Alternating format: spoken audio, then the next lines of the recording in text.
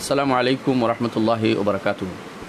আলহামদুলিল্লাহি রাব্বিল আলামিন ওয়াসসালাতু ওয়াসসালামু আলা আশরাফিল আমবিয়া ওয়াল মুরসালিন নবিয়িনা মুহাম্মাদিন ওয়া আলা আলিহি ওয়া আসহাবিহি আজমাইন ওয়া বা'দ। সম্মানিত দর্শকবৃন্দ, আপনারা যারা উপস্থিত হয়েছেন সবাইকে সাদর শুভেচ্ছা জানাচ্ছি। আজকে আমরা শুরু করছি আমাদের প্রশ্নোত্তর অনুষ্ঠান।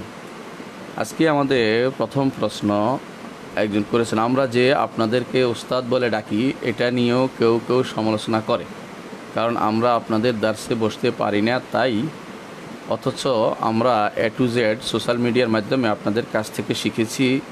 এই ব্যাপারে কিছু বলুন। বিসমিল্লাহ, আলহামদুলিল্লাহ, ওয়াসসালাতু ওয়াসসালামু আলা রাসূলিল্লাহ, বা'দ। ইমাম শাফি রহমতুল্লাহ আলাইহি একটি কথা বলেছিলেন গুরুত্বপূর্ণ। তিনি বলেছিলেন, মান তাআল্লামতু মিনহু হারফান সিরতু লাহু আবদান, মানে যার কাছে আমি শিক্ষা গ্রহণ করি তার আমি দাসের কাছাকাছি পরিণত। এরা তো দাস মানে তার কথা শুনি, মেনে চলি, অবিডেন্ট। একজন মানুষ দুনিয়াতে হয় শিক্ষক হবে না ছাত্র হবে, এ দুইয়ের বাইরে, অথবা তাদেরকে ভালোবাসবে, এর বাইরে হওয়ার তো কোনো সুযোগ নেই। শিক্ষক হবে না ছাত্র হবে। আমরাও কারো কারো ছাত্র সারাদিন শুনতে চেষ্টা করি আমাদের ওস্তাদদের কোনো একটা কিছু পাইলে। মদিনা থেকে যখন পাই আমরা কোনো কিছু, শেখ আব্দুল মোহসেন আব্বাদ অথবা শেখ সুলাইমান সালিমুল্লাহ রাহাইলি, ওনাদের কোনো দার্স পাইলে আমরা শুনি, আমরাও ওনাদের ছাত্র। তো দুনিয়ার বুকে যে যেখানে দূর দূরান্তে আছে সেখানে কেউ যার কাছ থেকে আইলেম নিবে সেই তার উস্তাদ, এবং যে নিবে সে ছাত্র, স্বাভাবিক জিনিস। উস্তাদ অর্থই হচ্ছে শিক্ষক। শিক্ষক সরাসরি থাকতে হবে, এটা ইমাম বুখারীর শর্ত, যা ইমাম মুসলিমের শর্ত না। ইমাম বুখারী এই শর্তটা লাগিয়েছিলেন, ইমাম বুখারী, মুসলিম লাগাননি। মুসলিম বলছেন যে মাধ্যম হলেও উস্তাদ হতে পারে, একই সময় হইলে, মুআসারা হইলে। বর্তমান সময়টা চলতেছে একটা, বলতে পারেন মুতাফাজ্জির, মানে একটা বড় বিস্ফোরণ চলতেছে একটা জ্ঞানের, এবং সেটা বিভিন্ন মাধ্যমে যাচ্ছে। মিডিয়ার যুগ এখন অনেকেই, যেহেতু করোনার যুগ আপনারা জানেন, সেখানে বেশিরভাগই ছাত্র পড়াচ্ছে জুমের মাধ্যমে টিচারে, আবার ছাত্র প্রশ্নোত্তর নিচ্ছে টিচার থেকে এই অনলাইনে। এখন যে কেউ বলে যে তিনি আমার উস্তাদ না, তাহলে তো দুঃখজনক। তো আবার যদি বলে যে তিনি আমার ছাত্র না, তাও কিন্তু দুর্ভাগ্য। বর্তমান সময়ে এটা একটা গ্রহণযোগ্য মাধ্যম হয়েছে, এবং তাকে সন্দেহ করার কিছু নেই। ভাষা চিনে, এমন নয় যে আগেকার মতো কোনো কাপ থেকে শুনছে জানে না, অন্ধকারে কেউ বলে গেছে যে আমি অমুক। এখন তো একে অপরকে চিনি, যেহেতু একে অপরকে চিনতে পারে, সেহেতু এখানে উস্তাদ ছাত্র হইতে কোনো দোষের কিছু নেই। বরং এমন প্রত্যেকটি মানুষই ছাত্র হতে পারে, যে কোনো ইনস্টিটিউশনে পড়ায় আর সেখানে অন্যরা পড়েছে, যদিও তিনি না পড়ায়, তারাও ছাত্র। যদি না মানে তাহলে সে বেওফা ছাত্র, এটা বলতে হবে। এবং এটা হচ্ছে নিয়ম। দুনিয়ার বুকে আমরা সবসময় বলে থাকি এখনও, আমাদের ওস্তাদ কেন, হয়তো তিনি আমার সরাসরি ওস্তাদ না হলেও তিনি আমার ভাইদের পড়াইছেন, আমার সন্তানকে পড়িয়েছেন, কিন্তু এইটা ওস্তাদ সাথের সম্পর্ক এখানে শেষ হয়ে যায় না।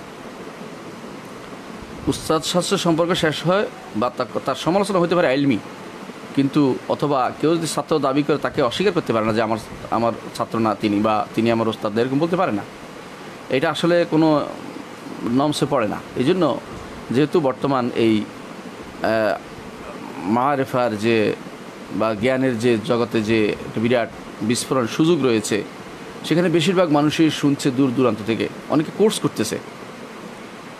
কোর্স করছে, বিভিন্ন এলমি কোর্স হচ্ছে, এখন পুরোটাই হচ্ছে অনলাইনে, কারণ যাওয়া আসার কঠিন মানুষের জন্য, আর অনেকের অনুমতিও নেই।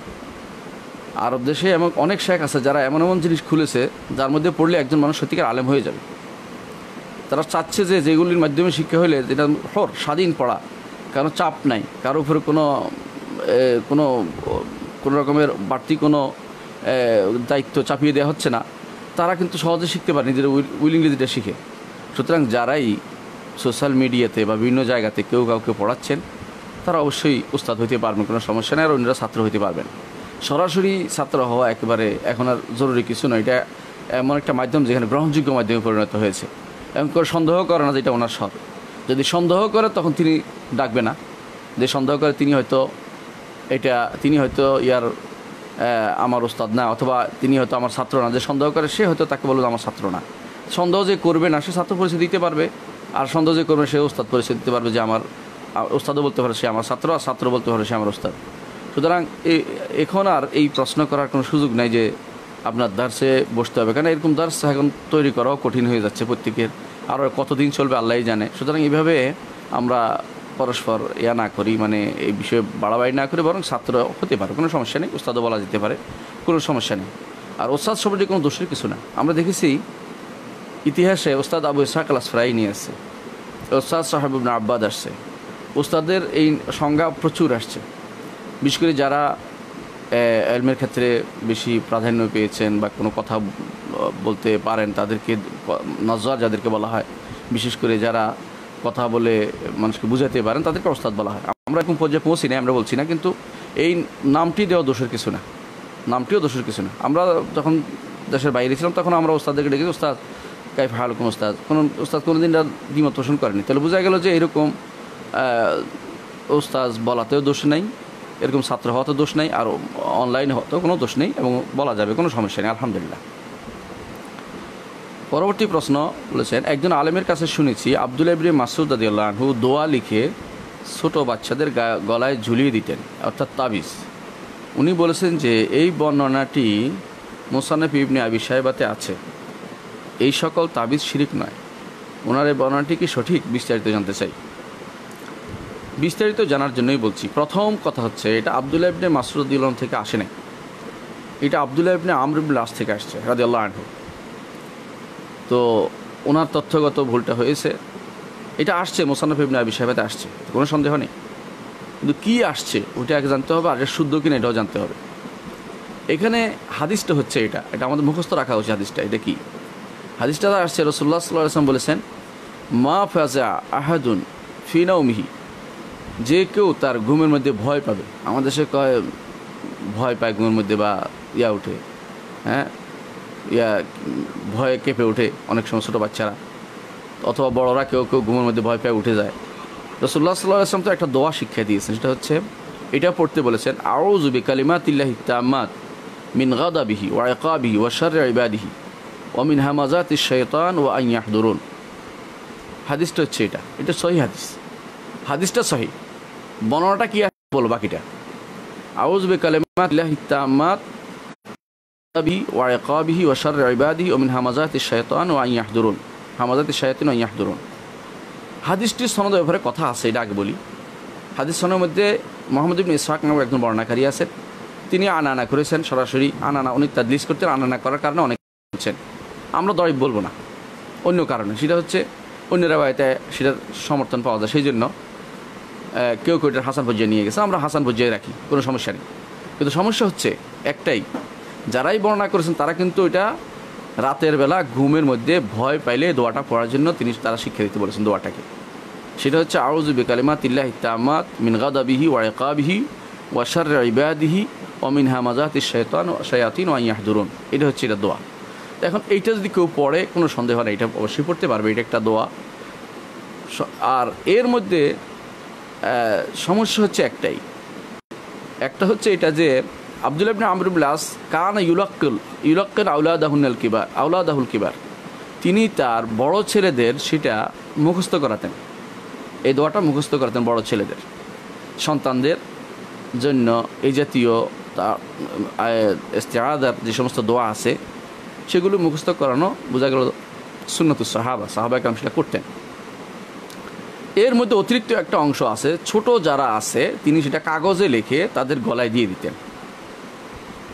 প্রথমত এই অংশটুকু দরিফ, এই অংশটুকু মুনকার, ওই অংশটুকু অন্যান্য বর্ণে আসে নাই। দ্বিতীয় হচ্ছে যে এই অংশটুকু যদি মেনে নেই, যে ধরে নিলাম এই অংশটুকুর মধ্যে সর্বোচ্চ কী সাব্যস্ত হচ্ছে যে তিনি একটা দোয়া লিখে গলায় দিতেন। কেন গলা লটকাই দিতেন? কেন দিতেন? কেউ বলছে মুখস্থ করার জন্য, এটাই বিশুদ্ধ হতে পারে, কারণ মুখস্থ গলায় লটকাই দিলে তো হলে তো আর কেউ পড়তো না। তাহলে এটাই অনেকেই বুঝছে যে এটা দ্বারা যে মুখস্থ করার জন্য তিনি লটকে দিতেন, অন্য কিছু তো লটকাইতেন না, কোরআন শরীফ অন্য আয়াত তো লটকাইতেন, কোনো প্রমাণ পাওয়া যাচ্ছে না, যদিও একটা কোনো বর্ণনা অন্যরা উল্লেখ করেছেন, কিন্তু এখানে তো নাই। তাহলে এই একটি দোয়া, যে দোয়াটির মধ্যে একমাত্র আল্লাহর কাছে আশ্রয় চাওয়া হয়েছে, এটা তিনি লটকাই দিতেন। বলা হচ্ছে এই লটকানোটা, এই যে লটকানোটা, এটা কী জন্য করতেন, এটা একটা মতভেদ আছে এক। দ্বিতীয় এখানে একটা জিনিস হচ্ছে, তিনি কি লটকিয়েছেন, তিনি কি তাবিজ লটকিয়েছেন? আমার দেশের তাবিজ বলতে যেটা বোঝায় এটা কিন্তু মাদুলি। তাবিজ যেটা মূলত ইস্তেআদা, যেটা শরঈ ইস্তেআদা, সেটা হচ্ছে আউযু বিল্লাহি মিনাশ শাইতানির রাজিম, কুল আউযু বিল ফালাক, কুল আউযু বিরাব্বিন নাস, আউযু বিকালিমাতিল্লাহি তাম্মাতি মিন শাররি মা খালাক, আউযুকুমা বিকালিমাতিল্লাহি তাম্মাতি মিন কুল্লি আইনিন লাম্মা মিন কুল্লি শাইতানিন হাম্মা। যত ইস্তেআদার আয়াত আছে, আল্লাহর কাছে আশ্রয় চাওয়ার আয়াত আছে, এগুলি হচ্ছে শরঈ তাবিজ বলে এগুলিকে। আমাদের দেশে তাবিজ বলতে বুঝে মাদুলিকে, যেটা কোনো হুজুরে লিখে গলায় লটকাই দিচ্ছে অথবা কোনো মুজুরি লিখে গলায় লটকাই দিচ্ছে, নিয়ে আসছে, কেউ টাকা দিয়ে দিচ্ছে, অনেক কিছু অনেক রকমের তাবিজে দেওয়া হয়। সেখানে কেউ কেউ শয়তানের নামও দেয়, সেখানে বেহুর মতে ইয়ামলিখা ম্যাকসালমিনও লেখে, যেগুলো শিরকির পথ আবিষ্কার করে। তাহলে তাবিজ বলে এখানে একটা ধোঁয়াশে অবস্থা সৃষ্টি করা হয়েছে। এগুলি তাবিজ নয়, বর্তমানে যেগুলো দেওয়া হচ্ছে এগুলি মাদুলি। আর তারা যেটা দিতেন না, কোরআন আয়াতকে পড়ার জন্য দিতেন অথবা ইস্তেআদার জন্য রাখতেন সাথে, যাতে করে ছোটো বাচ্চাদের উপর কোনো হামলা না আসে। এটা তার একটা একান্ত মত হইতে পারে। আব্দুল্লাহ ইবনে আমর ইবনে আস রাদিয়াল্লাহু আনহুর একটি মত, যার বিরোধিতা করেছেন আব্দুল্লাহ ইবনে মাসউদ রাদিয়াল্লাহু আনহু, তিনি কোনো রকমের এগুলি রাখতে অনুমতি দিতেন না। তাহলে বোঝা গেল যে এখানে সাহাবাদের যেখানে মতভেদ আছে, এখানে কিন্তু কারো দলিল হয় না, একজনের আমল দলিল হয় না। যেখানে সরাসরি নিষেধ আসছে, রাসূলুল্লাহ সাল্লাল্লাহু আলাইহি ওয়াসাল্লাম তামিমা থেকে নিষেধ করেছেন। এটা তামিমা আমাদের দেশে যেটা তাবিজ নামে চালু হয়েছে, এটা তামিমাই নিষিদ্ধ। আর তাওয়িজ যেটা ছিল মূলত, এটা ছিল ইস্তেআদার, আল্লাহর কাছে আশ্রয় চাওয়ার আয়াতগুলি পড়া, মুখস্থ করা, সকাল সন্ধ্যা পড়া, যখনই ভয় পাবে তখন পড়া, এটা হচ্ছে নিয়ম। এখন এইটাকে যদি তামিমা বা তথাকথিত মাদুলি আকারে গলায় লটকানো হয়, এর অর্থ হচ্ছে এটাকে তার অপব্যবহার করা হয়েছে, এবং এটাই হচ্ছে মূলত তাহরিফ, এবং এটা হচ্ছে ইচ্ছাকৃত করা। তাদের নিজস্ব ব্যবসা বাণিজ্য চাঙ্গা করবে, কেউ তার পেয়েছে বই সেটার থেকে চালু করবে, এই জন্য তারা এগুলি করে থাকে। আপনি আশ্চর্য হবেন, এদের অধিকাংশ এমন এমন জিনিস তাবিজের মধ্যে লেখে যেগুলি কোনো ইমানদার লিখতে পারে না। ইবলিসের নামগুলি লেখে, শয়তানের নাম লেখে, এবং এমন এমন কাফেরদের নাম লেখে, আবু জাহালের নাম লেখে, এগুলি লিখে লিখে আবার গলায় লটকাই দিচ্ছে, এগুলি দিয়ে দিচ্ছে। কী জিনিস আপনি গলায় লটকাচ্ছেন?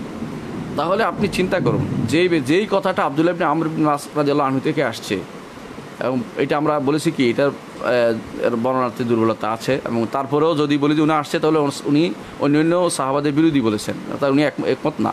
3 নম্বর হচ্ছে এটা ছিল তাওয়িজ, এটা তামিমা ছিল না, এটা ছিল তাওয়িজ। আমাদের সাথে তাবিজ যেটা বলে তামিমাই নিষিদ্ধটাই, আর তাওয়িজ ছিল আউযু ইস্তেআদ, আউযু বিল্লাহ, আউযু বিকালিমাতিল্লাহ, এগুলি দিয়ে যেগুলি পড়া হয় সেগুলো, অথবা এগুলি যেগুলো মুখস্থ করা হয় সেগুলো, এগুলি হচ্ছে তাওয়িজ। তো তাওয়িজগুলোকে তামিমা বানিয়ে ফেলা হয়েছে, মাদুলি বানিয়ে ফেলা হয়েছে, এটা সমস্যা।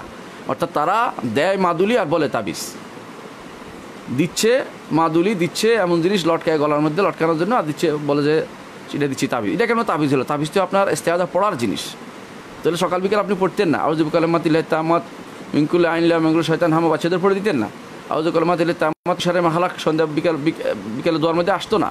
তাহলে তাবিজ ভিন্ন, আর তামিমা যেটা আছে এটা কখনো অনুমোদিত ছিল না, তামিমা কোনোভাবে অনুমোদিত না। রাসূলুল্লাহ সাল্লাল্লাহু আলাইহি ওয়াসাল্লাম বলেছেন, ইন্নাত তামাইমা ওয়াত তিওয়ালাতা, ইন্না রোকা ওয়াত তামাইমা ওয়াত তিওয়ালাতা শিরকুন। নিশ্চয়ই রোকা, ঝাড়ফুঁক যেগুলি শরীয়ত বিরোধী, এগুলি তামাইম যেগুলি মাদুলি লটকানো হয়, ওয়াত্তিওয়ালা এবং স্বামী স্ত্রীর মধ্যে মহব্বত অথবা আকর্ষণ বিকর্ষণ করার জন্য যেটা দেওয়া হয়, রাসূল বলছেন এগুলি শিরক। তো এগুলি দেওয়া যাবে না কোনোভাবেই। এগুলি না দিয়ে এগুলির বিকল্প হচ্ছে কোরআন এবং সুন্নাহর ইস্তেআদার আয়াতগুলি পড়বেন সকাল বিকাল, কোরআন এবং সুন্নাহ দিয়ে ফু দিবেন, কোরআন এবং সুন্নাহ আয়াত দিয়ে, দলিল বিভিন্ন হাদিস দিয়ে এগুলি দিয়ে ফু দিবেন, এগুলো তো নিষেধ নেই। এমনকি শাইখুল ইসলাম ইবনে তাইমিয়ার মতো এগুলি লিখে খাওয়ানো জায়েজ আছে, কিন্তু এগুলিকে আপনি লটকায় রাখবেন কেন? কারণ হাদিসে নিষেধ আসছে, মান আল্লাকা সে নুকিল এইলেই, কেউ যদি কোনো কিছু লটকায় তাকে তার উপর ন্যস্ত করা হয়। আর মানুষও যখন লটকায় তখন সে একটা ভরসা পেয়ে যায় এটার উপরে, আর ভরসা তো আল্লাহ ছাড়া কারোর উপর করা যায় না, আল্লাহ ছাড়া কারোর উপর করা যায় না। এবং এটা এখন চরম সত্য হয়ে গেছে, যারা তাবিজ লটকায় তারা আর কোরআন পড়ে না, কারণ তারা মনে করে তাবিজ যথেষ্ট। এই জন্য আল্লাহর ভরসা করে সকাল বিকাল যদি আজকারগুলি কেউ করে, এবং সাথে সাথে যদি কোনো সালাতের পরে জিকিরগুলি করে, ইনশাআল্লাহ তাকে শয়তান পেয়ে বসবে না, শয়তান থেকে দূরে থাকবে। আর যেগুলো হাদিসে আসছে সেগুলো তো অবশ্যই পড়া যাবে, সেগুলো অবশ্যই মুখস্থ করার জিনিস, এগুলো অবশ্যই পড়ার জিনিস। সুতরাং আমরা হাদিসটি অস্বীকার করছি না, হাদিস মানতেই হবে, কিন্তু সেটার পদ্ধতিটা ভুল হয়ে গেছে।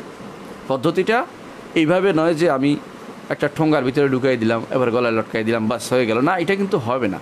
কেন হবে না? এরকম জিনিসটা আসলে তাবিজের অংশ, এটা হয় নাই। তাবিজ হয় না, এখন তামিমা হয়ে গেছে, এটা আরেকটা জিনিস হয়ে গেছে।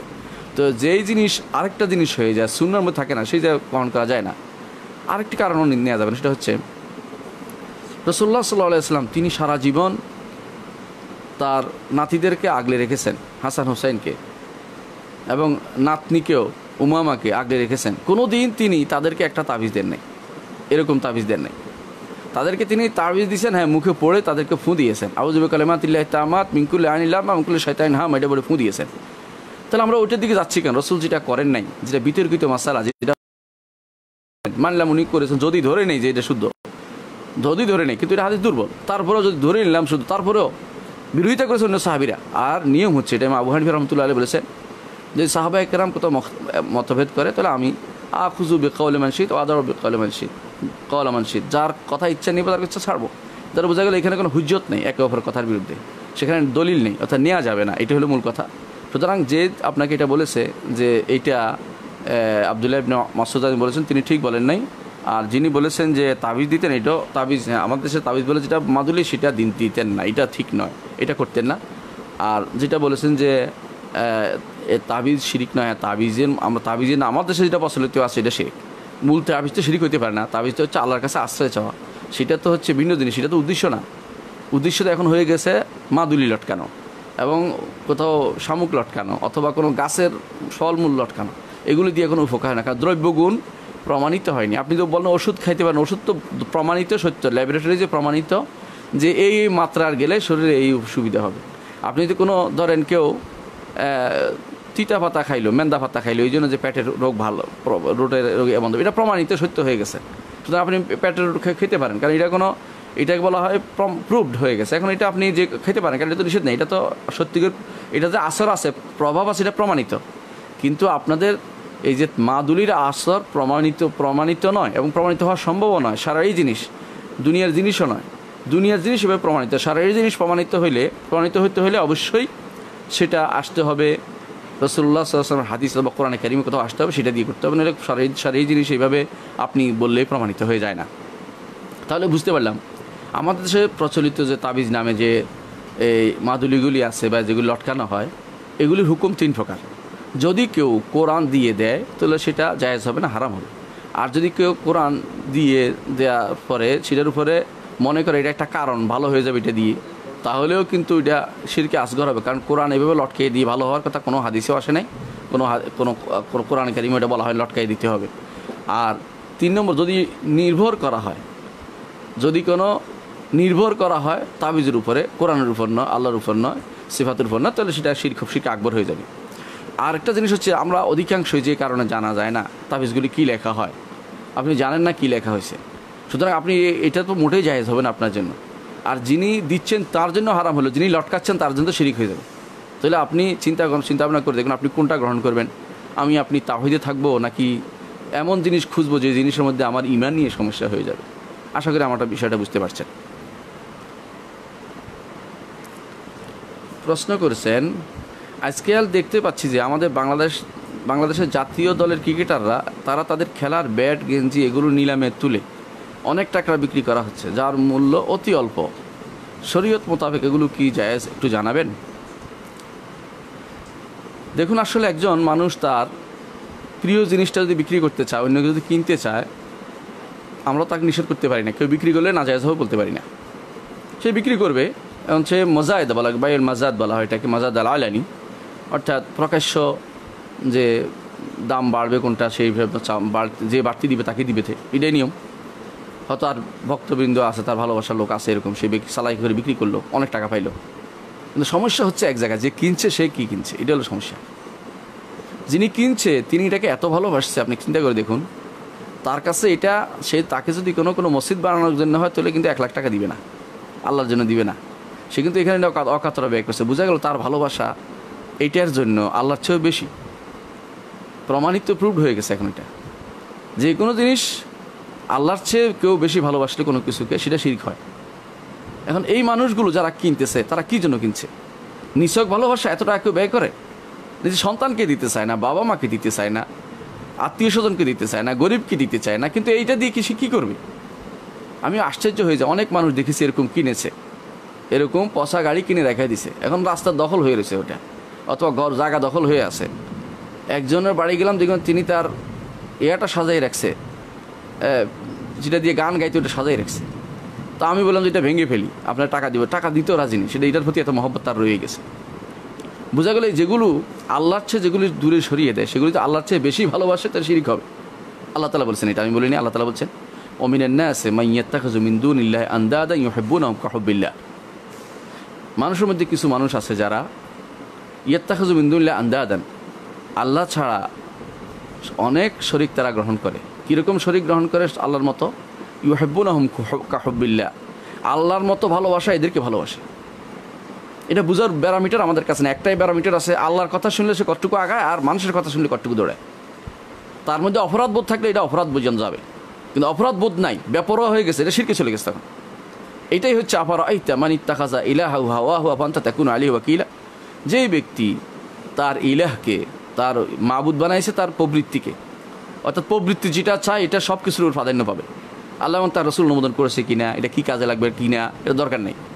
অনেক একটা চিত্র কিনে, নাউযুবিল্লাহ, আপনারা জানেন সেগুলো কী জন্য কিনে? কিছুই না, এই যে তার প্রবৃত্তিকে সে প্রবৃত্তিকে দাস বানিয়েছে, প্রবৃত্তির দাস হয়েছে সে। এখন সে প্রবৃত্তিকে দাস বানিয়ে প্রবৃত্তির দাস হয়ে গেছে, সে নিজে প্রবৃত্তির দাস হয়ে গেছে, অর্থাৎ আল্লাহর দাস হওয়ার কথা ছিল, প্রবৃত্তির দাস হয়ে গেছে।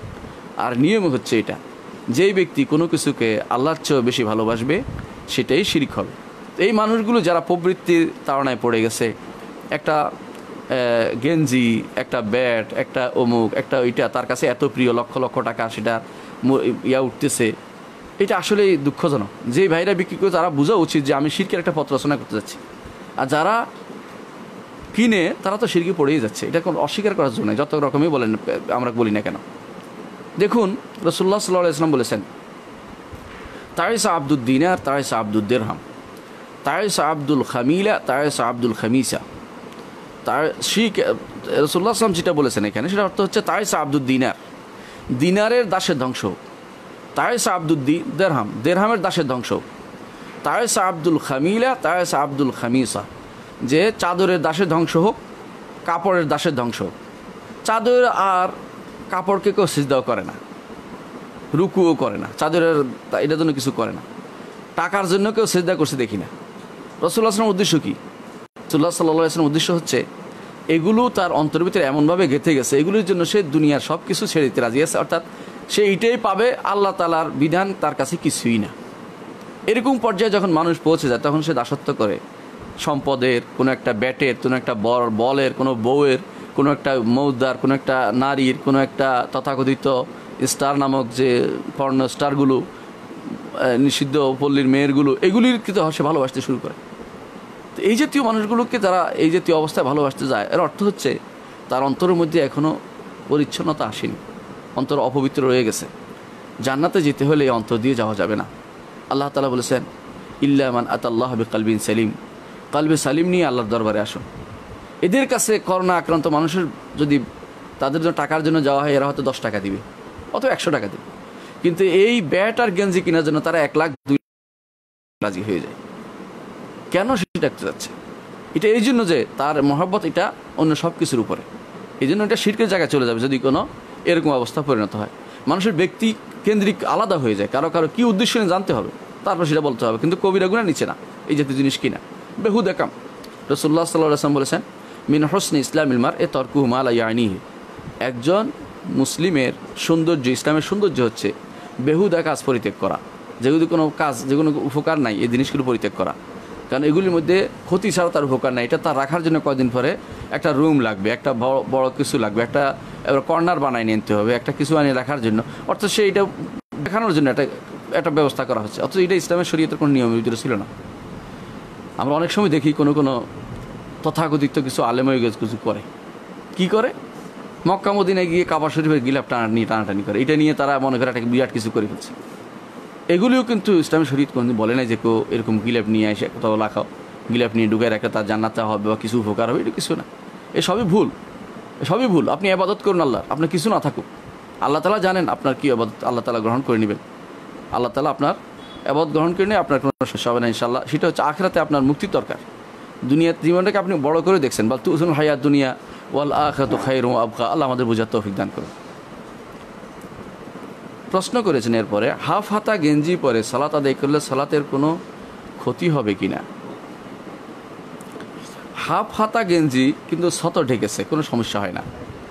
হাফ হাতা গেঞ্জি পরা যাবে, কোনো সমস্যা নেই, সালাতও পরা যাবে। কিন্তু উত্তম কাজটা করেন। উত্তম কাজ কি? উত্তম কাজ হচ্ছে আল্লাহ তাআলা যেটা বলেছেন, খুযু যিনাতাকুম ইনদা কুল্লি মসজিদ, হে বনি আদম, প্রত্যেক সেজদার জায়গায়, সেজদার স্থানে এবং সেজদার সময়, দুইটা উদ্দেশ্য, মসজিদ, তোমরা উত্তম পোশাক পরে আসো, সবচেয়ে সুন্দর পোশাকটা পরে আসো। আপনি একটা গেঞ্জি পরে কিন্তু সাধারণত বাইরের সমাজে যান না, মানুষের সাথে মিশতে যান না, কিন্তু আপনি গেঞ্জি পরে আল্লাহর সামনে যাচ্ছেন। আপনার কিন্তু এটা একটা এই আপনার ইমানি দাবিরও কিন্তু বিরোধী। আপনি যদি বুঝতেন যে কার সামনে আপনি দাঁড়াচ্ছেন, তাহলে আপনি সুন্দর কাপড় পরে যেতেন। সলফে সালিহিন সবচেয়ে সুন্দর কাপড় পরতেন এই সমস্ত আল্লাহর সামনে যাওয়ার জন্য। রাসূলুল্লাহ সাল্লাল্লাহু আলাইহি ওয়াসাল্লাম তিনি জুমার দিনে, ঈদের দিনে সুন্দর কাপড় পরতেন। কেন? সেই দিন আল্লাহর সামনে যাচ্ছেন, তিনি কথা বলবেন। আমরা যেন কথা বলি সালাতের মধ্যে, আল্লাহর সাথে কথা বলি, সুতরাং আমাদের সুন্দর পোশাকটা পরা উচিত, এটা মনে রাখবেন। এই গেঞ্জি একটুকু পরে সালাত হয়ে যাবে, কোনো সমস্যা হবে না, মাকরু হবে না, কিন্তু উত্তম কাজ নয়। উত্তম হচ্ছে অবশ্যই যেন আপনার একটা এমন পোশাক থাকে যে পোশাকটা বাদলা নয়, সিয়াবুল বাদলা নয়, যেখানে সেখানে কাজের কারণে ব্যবহার করেন না। রাসূলুল্লাহ সাল্লাল্লাহু আলাইহি ওয়াসাল্লাম সিয়ামুল বাদলা পড়তে নিষেধ করেছে বিভিন্ন বর্ণনায়। তাহলে বোঝা গেল যে এই জাতীয় কাজকর্মের যেগুলো খুব মেহনত, পোশাকের যে মানে আমার কাজের পোশাক, সেগুলোই না ব্যবহার না করে একটা সুন্দর পোশাক ব্যবহার করি। না থাকলে ওটা পড়বেন, অথবা সহজ না হলে কাজে আছে, নামাজ পড়তে হচ্ছে, কোথায় যাবেন, পড়তে পারবেন, কোনো সমস্যা নেই। কিন্তু স্বাভাবিকভাবে ইচ্ছাকৃত ওইটাকেই বেছে নেবেন বিনা কারণে, সেটা গ্রহণযোগ্য নয়।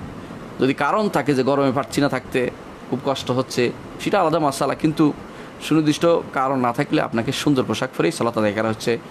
এই সালাতের জন্য আল্লাহ আপনার সালাত আল্লাহ দ্বারা কবুল হওয়ার জন্য একটা বড় ধরনের বড় উপকারিতা আপনার, এবং এটার কারণে আপনার মনেও আসবে আল্লাহর সামনে আপনি দাঁড়াইছেন। সুতরাং এটা আপনার খেয়াল রাখতে হবে, কার সামনে আপনি দাঁড়াচ্ছেন। দুনিয়ার বুকে মানুষ কোনো রাজা বাদশার সামনেও, প্রধানমন্ত্রীর সামনে অথবা প্রেসিডেন্টের সামনেও কিন্তু এই পোশাক পরে যায় না। বরং আতর মাখে, এটা করে ওইটা করে, কি একবার 3 বার আয়নার কাছে যাবে, দেখবে নিজেকে খারাপ দেখা যাচ্ছে কিনা, কতজনকে জিজ্ঞাসা করবে। এগুলি কারণ হচ্ছে তিনি মনে করতেছেন যে আমাকে তিনি দেখছেন, তো আমাকে তিনি দেখবেন। আল্লাহ তাআলা তিনি তো আপনাকে দেখছেন নিঃসন্দেহে। রাসূলুল্লাহ সাল্লাল্লাহু আলাইহি ওয়াসাল্লাম বলেছেন, ইহসান সম্পর্কে জিজ্ঞাসা করা হওয়ার পরে তিনি বলেছেন, আন তা'বুদাল্লাহা কাআন্নাকা তারাহু ফা ইল্লাম তাকুন তারাহু ফা ইন্নাহু ইয়ারাকা। এমনভাবে ইবাদত করো যেন তুমি তাকে দেখছো, যদি তার সম্ভব না হয় তিনি তো তোমাকে দেখছেন। মুশাহাদা এটাকে বলা হয়। এটাকে সুফিয়ানে কেরামের ভাষায় তারা বলে যে মুশাহাদা। আমরা ওই ইয়াটা না যাই, ব্যবহার না করি, আমরা মুশাহাদা, আল্লাহকে দেখছি অথবা আল্লাহ আমাকে দেখছেন। আল্লাহকে দেখা তো সম্ভব না, আপনি মনে করবেন এটা, আল্লাহকে এই দুনিয়াতে দেখা সম্ভব না। আল্লাহকে দেখবো আমরা সারা জান্নাতে গেলে, কিন্তু আপনি মনে করবেন যে তিনি আমাকে, আমি তো দেখতে পাবো না, তিনি আমাকে দেখছেন। তো আল্লাহকে দেখলে আপনার ভয় সেরকম আসা উচিত, সেরকম পোশাক আমাদের থাকা উচিত। আল্লাহ আমাদের বোঝার তৌফিক দান করুন। প্রশ্ন করেছেন, আমার বাবা তার পেনশনের টাকা দিয়ে 2 তলা বাড়ি করেছেন, এই টাকার মধ্যে অল্প কিছু হারাম টাকা আছে, এখন পুরো বাড়ির পাওয়া ভাড়ায় কি হারাম হবে? হারামের পরিমাণ টাকা কি ওই বাড়ি ভাড়া থেকে আস্তে আস্তে দান করে দিলে কি বাড়িটা হালাল হয়ে যাবে? যেহেতু বাবা করেছেন, তিনি প্রশ্ন করেছেন, সন্তান প্রশ্ন করেছেন। যদি বাবা প্রশ্ন করতেন তার উত্তরটা আমি আরেক রকম দিতাম। সন্তানকে বলবো, আপনার জন্য সেই টাকা, সেই বাড়ি নেওয়া জায়েজ আছে। বাবা জাহান্নামে গেল, আপনাকে তিনি জাহান্নামে গিয়ে আপনাকে একটা ভালো থাকার ব্যবস্থা করে দিয়েছে। হারাম যদি কোনো তওবা করে না গিয়ে থাকেন, এটা হলো হুকুম জাহান্নামে যাওয়ার। কিন্তু তওবা করে গেলে আল্লাহ তাআলা সবই মাফ করবেন। একজন মানুষ ভুল করেছে, আল্লাহ তাআলা তাকে ক্ষমা করে দেবেন, এটাই হচ্ছে নিয়ম। আল্লাহ তাআলা ক্ষমা করবেন, মানুষ ভুল করার জন্য আর আল্লাহ তাআলা ক্ষমা করার জন্য। যতদিন মানুষ ভুল করবে অতদিন আল্লাহ তাআলা ক্ষমা করবেন, তবে 2 সময় ব্যতীত। যখন মৃত্যুর বড় শ্বাস এসে যাবে, নিঃশ্বাস, এবং যখন পশ্চিম দিগন্ত সূর্য উঠবে, তখন একদম তওবা কবুল হবে না। এর আগ পর্যন্ত মন ও প্রাণে তওবা করে আল্লাহ কবুল করবেন। আপনি আপনার বাবাকে বলুন মন প্রাণে তওবা করতে। আর এই টাকাটা বাবাকে মুক্ত করতে হলে যতটুকু টাকা হারাম ঢুকেছে অতটুকু তারা টাকা যেভাবে হোক সদকা করে, সবার আশা ব্যতীত বের করে, যেভাবে পারেন।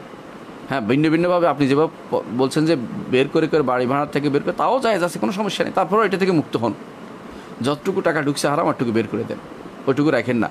ওইটা আপনার নয়, ওইটা হারাম টাকা। হারাম অর্থ হচ্ছে অন্যের টাকা। এটা যেভাবে হোক আপনার কাছে অন্যায়ভাবে আসছে, আপনার এটার কোনো ব্যবহার করার অনুমতি নেই।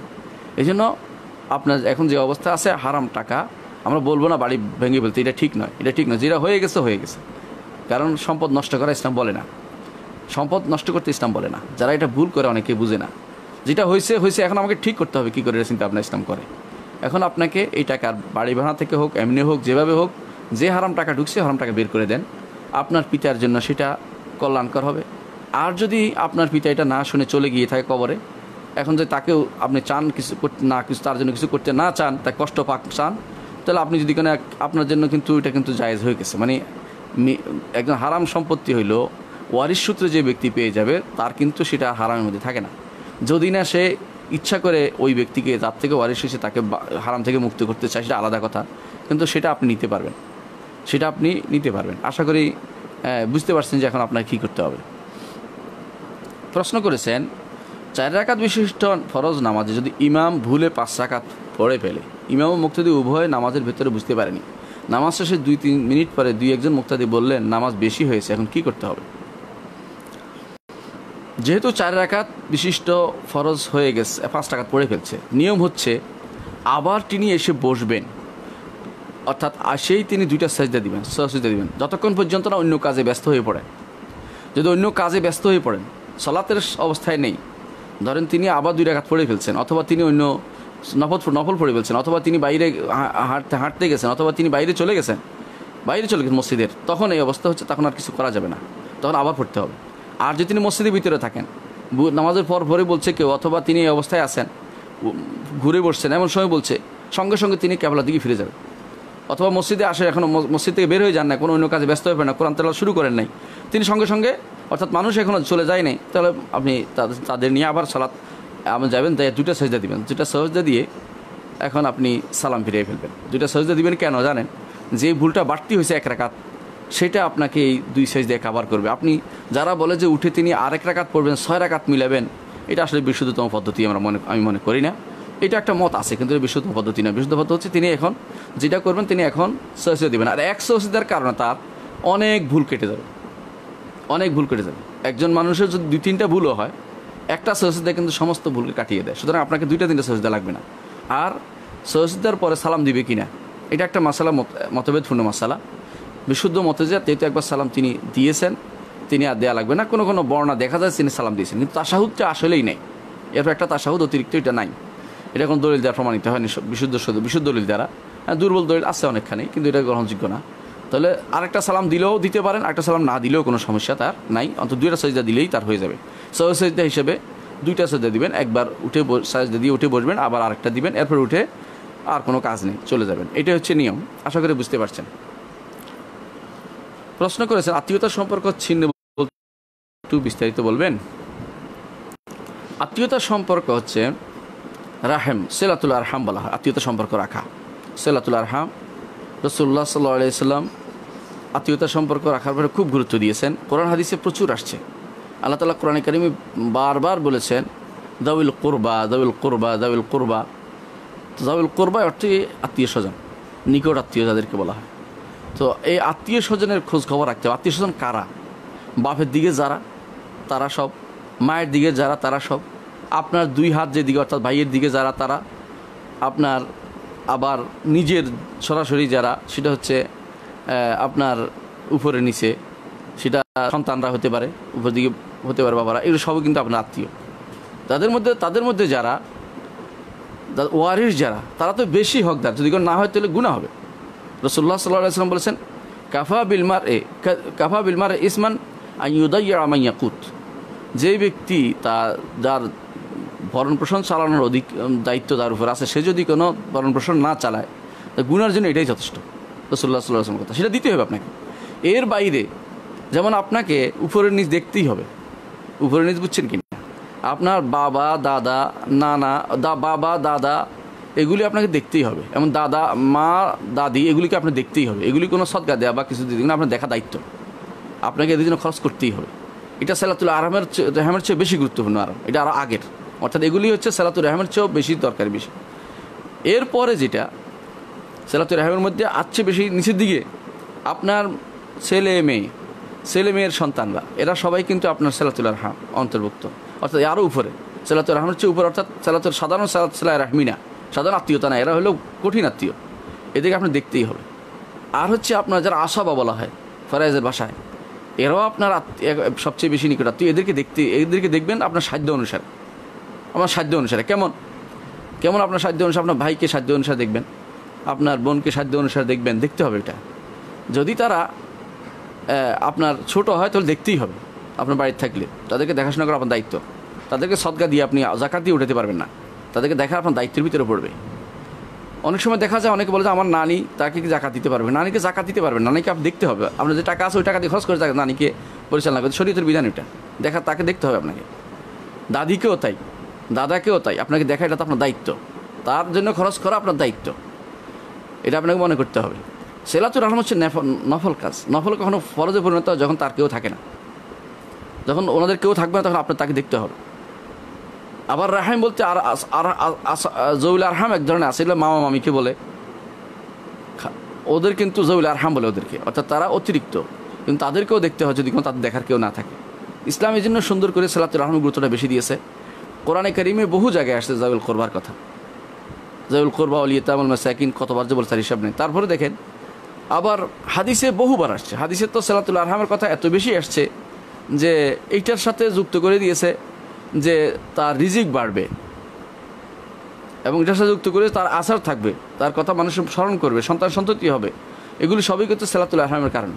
সিলাত গুরুত্বপূর্ণ একটি জিনিস, এবং এইটার কারণে যে আল্লাহ তাআলা হাদিসে কুদসিতে বলছেন যে তুমি কি রাজি হবে না, যখন রেহামকে সৃষ্টি করেছেন আল্লাহ তাআলার আখাযাবে হাকওয়াইর রহমান, আল্লাহ তাআলার কোমর ধরে ফেললেন।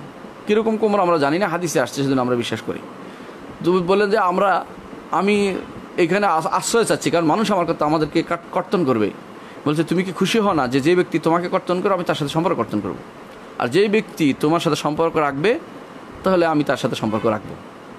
খুশি হয়ে গেছে, এটা হলো রাহিমের খুশি করেছে আল্লাহ তাআলা তাকে বলে। সুতরাং তার মাধ্যমে আমরা কিন্তু আল্লাহর সাথে সম্পর্কটা ঝালাই করে নিতে পারি। আরেকটি জিনিস হচ্ছে, অনেক সময় দেখা যায় যে ব্যক্তি আপনার সাথে কাউন্টার সেলা রাহমি করতে মানুষ পছন্দ করে, যে ব্যক্তি আপনার সাথে সেলা রাহমি করে তার সাথে আপনি সেলা রাহমি করেন, অর্থাৎ যে ব্যক্তি আপনার খোঁজখবর না আপনি তার খোঁজখবর নেন, যে নেয় না তার খোঁজখবর নেয় না, এটা কিন্তু সেলা রাহমি না। রাসূলুল্লাহ সাল্লাল্লাহু আলাইহি ওয়াসাল্লাম বলেছেন সিল মান কাতাআকা, যেই ব্যক্তি তোমার সাথে সম্পর্ক কাট অফ করেছে তার সাথে সম্পর্ক জুড়ে দাও। ওয়ারফা আম্মান যালামাকা, যে তোমার জুলুম করেছে তাকে ক্ষমা করে দাও। রাসূলুল্লাহ সাল্লাল্লাহু আলাইহি ওয়াসাল্লাম আদর্শকে আমরা গ্রহণ করি, যেটা হচ্ছে যে সমস্ত আত্মীয় আমাদের খোঁজখবর নিচ্ছেন, আমাদের উচিত অন্তত আর কিছু না হোক, বর্তমানে সেলা রাহমি করা অত্যন্ত সহজ। কেমন সহজ হচ্ছে এরকম, একটা টেলিফোন করলে হয়, কিন্তু তারা খুশি হয় যে আমার ভাই ফোন করেছে। একটা বোন কিন্তু খুব খুশি হয়, বোন তাকিয়ে থাকে চাতক পাখির মতো যে আমার ভাই আমার জন্য একটা ফোন করবে, কথা বলবে আমার সাথে। তারা অসহায় স্বামীর বাড়িতে, এটা বুঝতে হয়। এই জন্য কখনও বোনরা এত বেশি ভালোবাসে ভাইদেরকে, এটা আর কেউ এত ভালোবাসে না।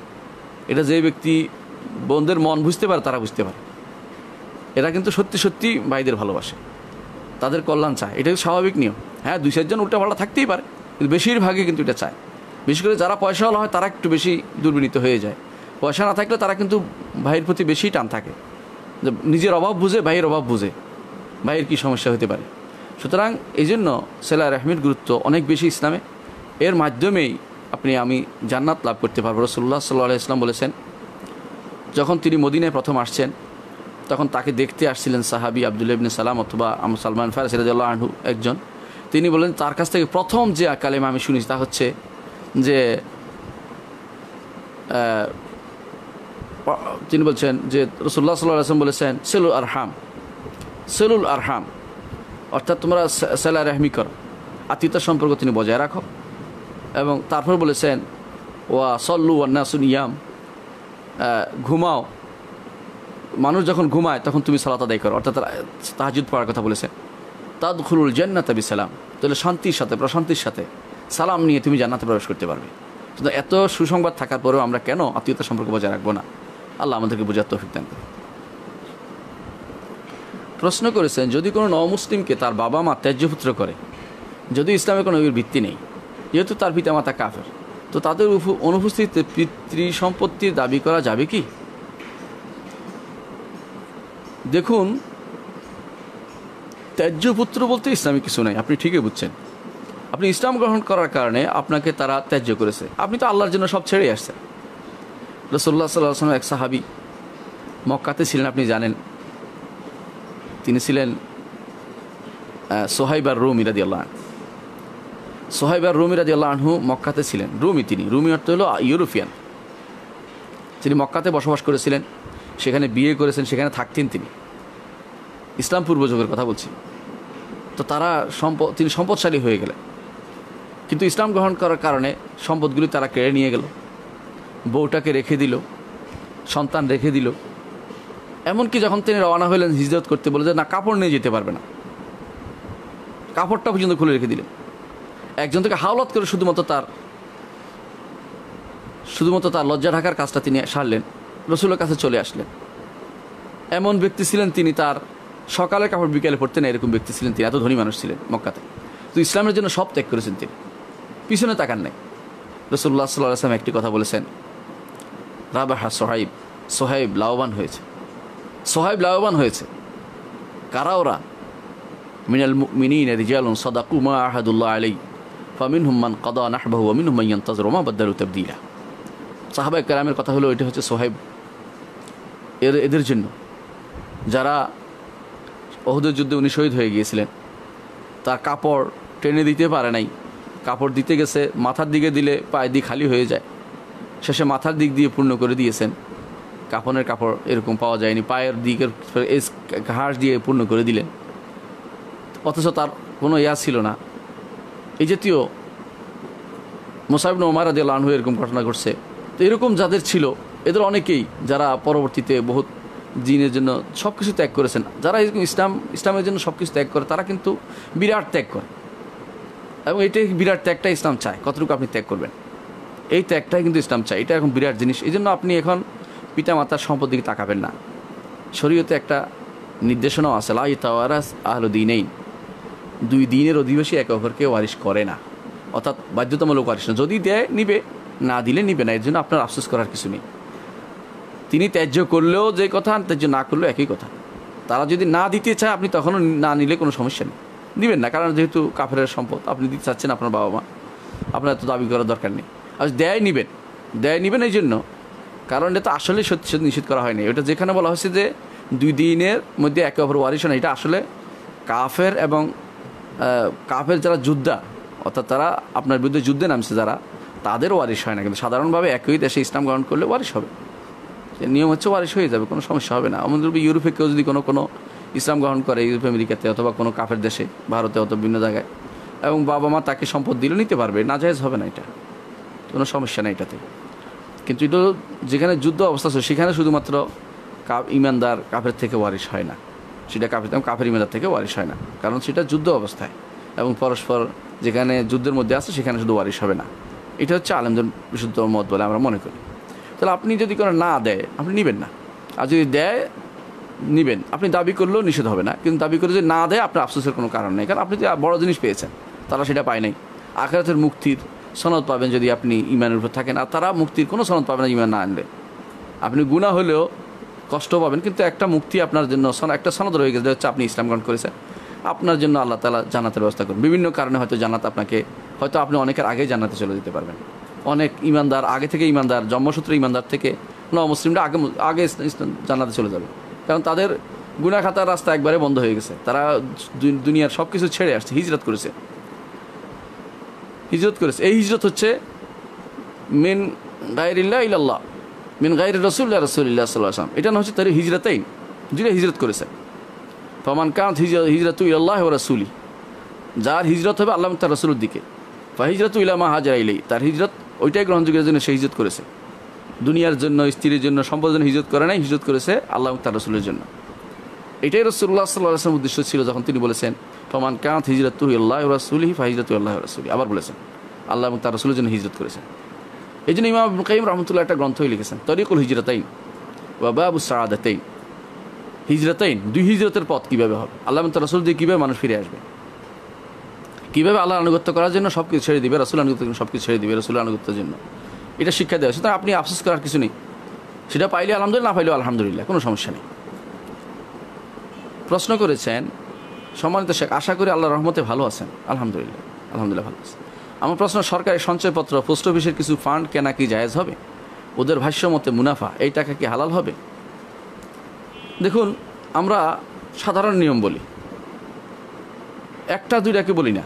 পোস্ট অফিস নয়, ব্যাংক নয়, সব কথা এটা, যেখানে সুদ আছে সেটাই হারাম, এবং এগুলি সবই সুদের উপর চলে। এগুলো কোনো ইসলামিক পদ্ধতিতে না। ইসলামিক পদ্ধতি হচ্ছে মুদারাবা আছে, মুশারাকা আছে। এগুলো যদি থাকে, যেখানে প্রফিট এবং লস শেয়ারিং আছে, যেখানে রিস্ক আছে, আপনার সম্পদের আপনারও খাটতে হবে, যেখানে আপনি একজনকে বিপদে ফেলে দিয়ে নিজে এরপর হেরে মাইরে মেরে টাকা নেবেন, এরকম না, দুইজনের সমান বিপদের অংশীদার হবেন। ইসলামের জন্য আন্তরিকতার সাথে এটা গ্রহণ করে নিয়েছে।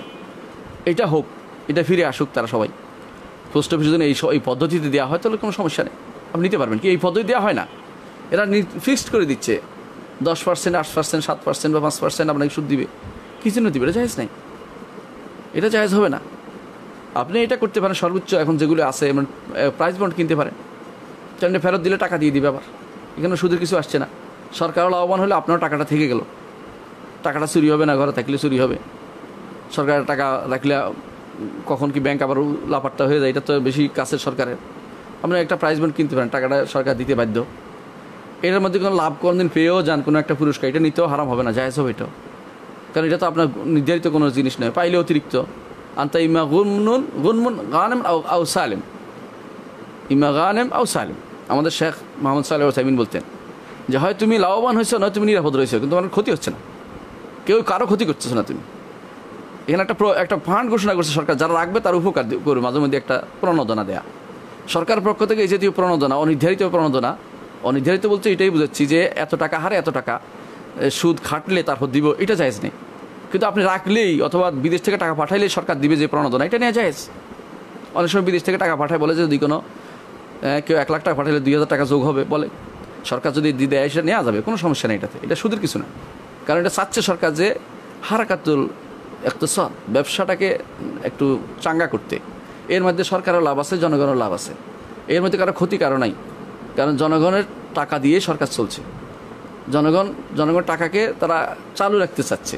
ব্যাংক ব্যবস্থাপনা বিভিন্ন জিনিসগুলো চালু রাখতে না পারলে দেশটা স্থবির হয়ে যাবে, এবং এটার কারণে এটা সুদের সাথে জড়িত না, এটা নিতে পারবে। সুতরাং কিন্তু যদি এই অবস্থা যেটা আছে, নির্ধারিত হারে যেটা দেওয়া, মুনাফা বললেই এটা হালাল হয়ে যাবে এরকম না, মুনাফা বললেই হালাল হয়ে যাবে এরকম না। রাসূলুল্লাহ সাল্লাল্লাহু আলাইহি ওয়াসাল্লাম বলেছেন, কিয়ামতের আগে একটা সময় আসবে, মানুষ মদকে ভিন্ন নামে রাখবে, জিনাকে ভিন্ন নাম রাখবে। এখন জিনার নাম কত রকমের বেড়ে গেছে আপনি জানেন তো, আপনারা, আমি জানি, আমরা জানি, সবাই জানি। জিনা ব্যভিচার এখন হয়ে গেছে তথাকথিত হ্যাশ টু মি টু, আজে বাজে কথাবার্তা, এগুলো জিনা ব্যভিচার। এবং তথাকথিত সমকামিতা এখন তাদের কাছে এখন প্রিয় হয়ে গেছে। এখন এগুলি সুন্দর নাম দিচ্ছে, নাউযুবিল্লাহ। এগুলি সবই হচ্ছে নিকৃষ্টতম হারাম কাজ। রাসূলুল্লাহ সাল্লাল্লাহু আলাইহি ওয়াসাল্লাম যেটা বলেছেন, আল হেরা ওয়াল হারির। আরেকটা জিনিস তিনি বলেছেন যে গান বাদ্যকে তারা হালাল করবে। এখন তো এটা কিছুই না, এখন গাছও হয়ে গেছে গান বাদ্য। আচ্ছা, গান বাদ্য কিন্তু হারাম, জায়েজ নেই। তাহলে এগুলি কিয়ামতের আগের কিছু আলামত যেটা এখন চালু হচ্ছে, এগুলি অবস্থা। এখন সুদেরও আরেকটা নাম হয়েছে, এখন এটা পার্থক্য নেই। এজন্য এর থেকে আমাদের বেশি থাকতে হবে। মা যদি বউকে মারতে বলে, ছেলে যদি না মারে, তাহলে কি ছেলে গুনাহগার হবে? মা বউকে মারতে বললেই ছেলে মারতে পারবে না, কারণ বউরও আল্লাহ আছে, আপনারও আল্লাহ আছে, সমান সমান। মা যদি বলে বউকে মারতে, আপনার উচিত হবে নিজেকে মারা, যে মা আমাকে 2টা বাড়ি দেন। মা বউকে কেন মারবো, কারণ বুঝতে হবে। শরীয়ত কিন্তু কখনো বউ মারতে বলেনি। শরীয়ত বউ মারতে বলেছে আল্লাহর সীমারেখা লঙ্ঘন হলে, অথবা আপনার সাথে বেয়াদবি করলে সীমিত আকারের কি, যেটা সে সামান্য অপমান বোধ করে, কিন্তু এটা সে ব্যথা পায় না, কঠিন আক্রমণ না, তাকে লাঠি সোটা দিয়ে পিটাতে বলে না। কখনো বউকে কোনো লাঠি দিয়ে মারতে শরীয়ত অনুমতি করে না। সর্বোচ্চ আমাদের আলেমরা বলেছেন যেটা, সেটা হচ্ছে মেসোয়াক দিয়ে, মেসোয়াক তো চিনেন, মেসোয়াক দিয়ে টোকা দেয়া।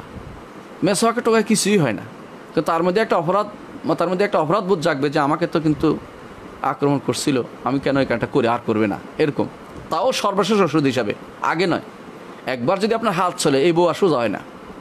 সুতরাং কোনোদিন হাত চালাবেন না বউর উপর, এটা খুব খারাপ জিনিস। সবসময় চেষ্টা করবেন ভালোবেসে তাদেরকে টেনে নিতে। রাসূলুল্লাহ সাল্লাল্লাহু আলাইহি ওয়াসাল্লাম বলেছেন যে মহিলারা বাঁকা হাড়ের তৈরি। বাঁকা হাড়ের তৈরি সব মহিলা নয়, একজন, যিনি হচ্ছেন হাওয়া। তাকে আদম আলাইহিসসালামের হাড়গুলি থেকে একটা হাড়ের অংশ নিয়ে আল্লাহ তাআলা বানিয়েছেন। আমাদের এখন যেটাকে বলা হয় কোলনের মতো, আল্লাহ এটা বানিয়ে নিয়েছেন। এখন রাসূল বলেছেন যে রাসূলুল্লাহ সাল্লাল্লাহু আলাইহি ওয়াসাল্লাম বলেছেন তারা এই বাঁকা নিয়ে যদি জীবনযাপন করতে পারো কোনো সমস্যা নেই, কিন্তু বাঁকা যদি তুমি সোজা করতে চাও তাহলে কী হবে জানেন? বাঁকা হাড় সোজা হয় না, ভেঙে যায়। রাসূল বলেছেন যদি সোজা করতে চাও ভেঙে যাবে। এই জন্য ভাঙ্গা যদি আপনি যদি কেউ ভাঙবেন শুধু, তাহলে আপনি বউ মারতে পারেন, কিন্তু ইসলাম এটা কখনো শিখিয়ে দেননি। বরং রাসূলুল্লাহ সাল্লাল্লাহু আলাইহি ওয়াসাল্লামের দরবারে একবার যখন আসলো, বউরা এসে সকালবেলা অভিযোগ জানালো যে স্বামীরা মারে। রাসূলুল্লাহ মিম্বরে দাঁড়িয়ে বললেন, কিছু মানুষের কি হইল, তারা তাদের স্ত্রীর দিকে ফিটায়, আবার তাদের সাথে থাকেও। লজ্জা দিলেন রাসূলুল্লাহ সাল্লাল্লাহু আলাইহি ওয়াসাল্লাম তাদেরকে, এবং তা বললেন যে কিছু আলে মোহাম্মদের উপর আজকে অনেক মানুষ মেয়েরা আসছে, তারা ভালো মানুষ না যারা তাদের বউকে মারে। তো আপনি বউ মারবেন না, মায়ের কথা শুনে মাকে বলবেন যে মা আর কিছু বলো। যদি একেবারেই পছন্দ না হয়, আপনারও পছন্দ না হয়, আপনার মায়েরও পছন্দ না হয়, এবং সে শরিয়া বিরোধী চলে, তখন তালাক দিবেন, চলে যাক। এক তালাক দিবেন, যদি ভালো হয় সে ধীরে ধীরে শরীয়ত মোতাবেক এক তালাক দুই তালাক দিয়ে ধীরে ধীরে বিদায় করবেন। যেটা নিয়ম মোতাবেক সরাই নিয়ম আছে এবং আইনেরও ব্যাপার আছে, এগুলো দেখে শুনে তালাক দিয়ে দিবেন। কিন্তু আপনি তাকে হুট করে মাথা গরম করে মারামারি করবেন, এটা কিন্তু শরীয়ত বলে না। মাকে বলবেন যে না, মারার জন্য তো আমাকে অনুমতি দেওয়া হয় নাই বিনা কারণে, এই কারণ থাকলে সেটা আলাদা কথা, কিন্তু বউ মারার জন্য মায়ের কথা শুনে এটা শুনতে হবে না, আপনাকে শুনবেন না এটা। কারণ লা তাআতা লি মাখলুকিন ফি মাসিয়াতিল খালিক, স্রষ্টার অবাধ্য হয়ে সৃষ্টির কারো আনুগত্য করা যাবে না। মায়ের আনুগত্য অন্য সব জায়গায় করবেন যেগুলি শরীয়ত অনুমোদিত, কিন্তু এখানে আরেকজনকে মারার জন্য বললে আপনি মারবেন না, এটা মারার জায়গা নয়, সেটা মারবেন না। আচ্ছা, আরেকটি জিনিস হচ্ছে, মা যদি কোনো মারে, এটা মারতে পারবে কিনা? মাও মারতে পারবে না। শরীয়তে বিধান নয় যে শাশুড়ি বউ মারবে অথবা বউ শাশুড়ি মারবে, এটা কিন্তু শরীয়তে বিধান নয়, এটা হারাম। এটা কোনোটাই তিনি করতে পারবেন না। শরীয়তে মারা পর্যন্ত যাওয়ার কথা অনুমতি দেওয়া হয়নি। শরীয়তে বলছে ফাবরাসু হাকাম মিনাহলে হাকাম মিনাহলে, মিল না হলে দুজন বিচারক নিয়ে আসো, তারা একটা সমাধান করে দিবে, হয় রাখবে না সোজা হবে না চলে যাবে, দুটো একটা ধীরে ধীরে সালিশ বৈঠক বসবে, ঠিক করবে তারা, কিন্তু মারবেন কেন? আরেকটি জিনিস হচ্ছে যদি এরকম বিনা কারণে আপনি দেখতে পান যে মাজলুম হচ্ছে আপনার স্ত্রী, আপনার উচিত হবে আলাদা থাকা। মাকে আপনি দেখাশোনা করা, মায়ের সাথে স্ত্রীর দেখাশোনা জরুরি না। কারণ যেই মা স্ত্রীকে কাছে টানতে পারবেন না, অন্যায়ভাবে কষ্ট দিবে, সেই মা স্ত্রীর সেবা নেয়ার থেকে মাহরুম হলেন। আর যেই মা কষ্ট করতেছেন, আপনি দেখছেন যে আপনার স্ত্রী খারাপ জানাচ্ছে, আপনি স্ত্রীকে বলেন যে আমি যেই স্ত্রী আমার মাকে দেখাশোনা করবে সেরকম স্ত্রী নিয়ে আসবো, ইনশাল্লাহ বউ ঠিক হয়ে যাবে ইনশাল্লাহ। এটা শুনতে পারলে। পরবর্তী প্রশ্ন, পৃথিবীর জীবনসঙ্গীর সাথেই কি পরকাল থাকতে পারবো? হুর না চাইলে কি না নিতে পারি? মানুষ আবেগে পড়ে অনেক কিছুই বলে। আবেগ কিন্তু খুব ভালো জিনিস না। আপনার কাছে এখন মনে হচ্ছে ইউরোপ, আমেরিকা এবং তথাকথিত তাদের দালালদের এবং তথাকথিত যারা নিকৃষ্ট মনা তথাকথিত নামধারী মুসলিম, এরকম কিছু গোষ্ঠী আছে যারা আল্লাহ তাআলার দেয়া সম্পদকে তারা আল্লাহ তাআলা যা দিবে ওয়াদা করেছেন এটা নিয়ে তারা হাসাহাসি করে। এটা ইমানদার না, তারা ইমান থাকবে না এরকম হাসাহাসি করলে। আল্লাহ তাআলার কোনো বিধান নিয়ে, আল্লাহ তাআলার কোনো জিনিস নিয়ে কেউ যদি হাসাহাসি করে বা নিতে না চায়, সেটা তাহলে ইমান থাকবে না। আপনাকে নিতে হবে। এটা আপনি কেন নেবেন না? আপনি যদি না নিতে চান আপনি পাবেন না, এটা হলো কথা। কিন্তু আপনার তখন জান্নাতে যাওয়াটা আপনার জন্য কঠিন হয়ে পড়বে। আপনি যদি আল্লাহর বলে আল্লাহ জান্নাত চাই না, আপনি জান্নাত যাবেন না। আপনাকে চাইতে হবে জান্নাত। আল্লাহ জান্নাতে যা আছে সব চাইতে হবে। জান্নাতে কি আল্লাহ সব দিবে আমাকে, আমার স্ত্রীও দিবা, সাথে হুরও দিবা। তখন এই যে ঈর্ষাটা আপনার স্ত্রী আছে, ঈর্ষাটা থাকবে না। যে ঈর্ষার কারণে একে অপরকে আপনি মনে করতেছেন যে আপনার স্ত্রীর বিরুদ্ধে একজন দাঁড়াবে কেন, সেই সময় আপনি যে পাচ্ছেন এখন জান্নাতে যেতে পারছেন না, তো এটা চিন্তা করেন। আপনার স্ত্রী যদি জান্নাতি হয় তাহলে সেও চাইবে যে আরও মানুষ আসুক, সেও চাইবে ঘরে যে আমার ঘরে আরও মানুষ থাকুক, আমি একাকী ফিল না করি, লোনলি ফিল না করি, অন্য মানুষ থাকুক আমার কাছে, এটা চাইবে। আমাদের সমস্যা হচ্ছে এটা যে দুনিয়ার উপরে কেয়াস করে আমরা আখিরাতকে নিয়ন্ত্রণ করি। দুনিয়াতে যেভাবে একজন স্ত্রী একজন স্বামীকে আরেকটা বিয়ে করতে দেয় না, মনে করে আখিরাতে তো হুড নিয়ে আমি কী করবো। এটা আপনি যান না আগে জান্নাতে, আপনার কি হবে, আপনার কোনো জিনিস আল্লাহ তাআলা অপূর্ণ রাখবে না। জান্নাতে যে যাবে তার চাওয়া পাওয়া নারীর সব কিছু আল্লাহ দিবে।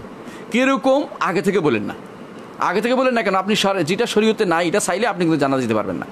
আপনি যদি মনে করেন যে যেন হুর না পায় সে, আপনি যদি মনে করেন যে যে সে আমি আর দুইজনের কাছে বিয়ে বলবো না নাউজুবিল্লাহ, অথবা এই জাতীয় কথাবার্তা যদি আপনার মাথায় থাকে, তাহলে আপনার এখন ঈমান ঠিক হয় নাই, আপনি জান্নাতে যেতে পারবেন না আল্লাহর। অর্থাৎ আপনার এখন আপনার স্বামীর উচিত চিন্তা ভাবনা করা যে আপনাকে রাখবে কিনা, কারণ ঈমান না থাকলে জান্নাত থাকে না। যার ঈমান আছে আল্লাহ তাআলার বিধিবিধানের উপরে, আল্লাহ তাআলার যা দিবে তারপর সন্তুষ্টির উপরে, আল্লাহ তাআলার প্রত্যেকটি কাজকে সন্তুষ্টি নিতে পারবে, তার ঈমান আছে।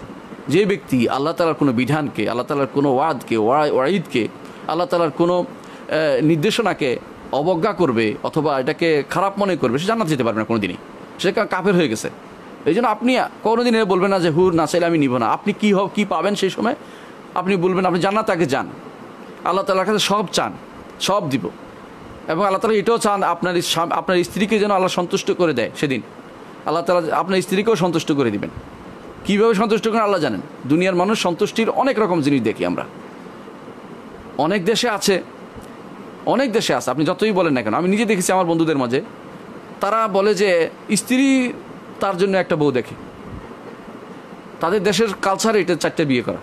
আপনি যান আফ্রিকাতে, নাইজেরিয়াতে যান, তারা একটা বিয়ে করার জন্য স্বামীকে প্রস্তাব দেয় যে ঘর রক্ষা হচ্ছে না, আমি একা একা সব সামলাতে পারতেছি না। সুতরাং বোঝা গেল বিভিন্ন এলাকার মানুষ বিভিন্ন রকমের। উপমহাদেশের মানুষের মধ্যে যে স্ত্রী কেন্দ্রিক বশ্যতা কাজ করে সেটা আলাদা জিনিস, এটা আমরা দোষের দিকেও দেখি না, ভালো কোনোটাই বলতে চাচ্ছি না। কিন্তু এইটাকে আপনি কমন নিয়ম বানিয়ে ফেলেন না। আপনি কেমনে জানেন যে আপনার আখেরাতে গেলে আপনার মন মর্যাদা কেমন হবে, মন মর্যাদা কোথায় থাকবে? আপনার এই দুনিয়ার মতো 10টা বাড়ি হবে যিনি প্রথম জান্নাতে যাবে, পুরো দুনিয়ার মতো সর্বশেষে জান্নাতে যাবে, দুনিয়ার মতো 10টা। এই 10টা বাড়িতে আপনি একটা স্ত্রী নিয়ে থাকবেন, আর কিছু নাই। আপনি কি মনে হচ্ছে এটা? আপনি সফর করবেন এক একটা গাছের ছায়ায় 100 বছর, 700 বছর, 100 বছর, মিয়াতাম, আপনি 100 বছর সফর করবেন এক একটা গাছের ছায়া দিয়ে। 100 বছর, এত লম্বা টাইম নিয়ে আপনি একা একই চলবেন, আপনার কোনো মানুষ লাগবে না, আপনার আশেপাশে আনন্দ দেওয়ার মতো কেউ থাকবে না। আপনি কি বলছেন এগুলো? কেন আপনি হুর নেবেন না? আল্লাহ কাছে চাইবেন, আল্লাহ যেন হুর দেয়, আল্লাহ হুর দিবেন বলেছেন। যদি না চান আপনি জান্নাতে যেতে পারবেন না, কারণ আল্লাহ জিনিসটাকে অবজ্ঞা করলেন।